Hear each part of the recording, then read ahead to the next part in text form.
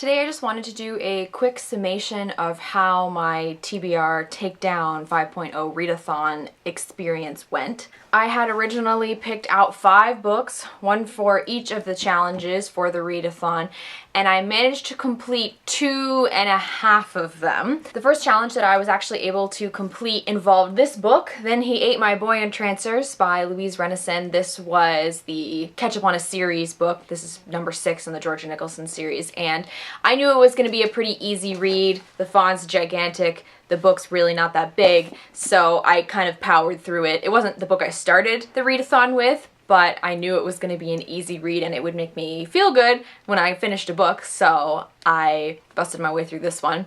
It was fun. It's not a difficult book to read by any means, and it was a solid installment in the rest of the series.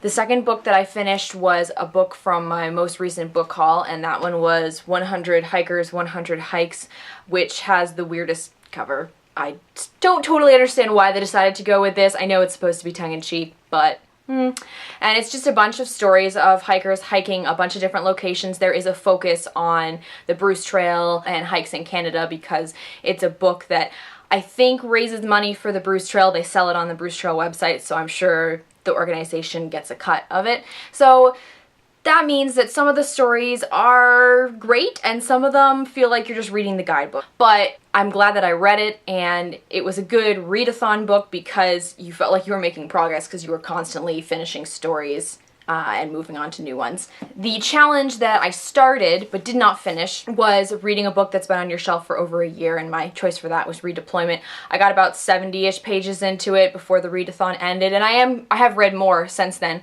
This one I am really enjoying. It's interesting because it's a bunch of fictional stories about soldiers in Iraq and different people working in Iraq during the war. There's a fair amount of military jargon that I don't necessarily understand, but I can still get the story and understand that part of it, so I'm looking forward to continuing with reading this one. There were 2 challenges that I was not able to complete. One of them was starting a series, Fallen Kingdoms, did not get to it, didn't expect to get to it. The other one was reading a book that's out of your comfort zone, and that was A Clerical Error by J.J. Carter.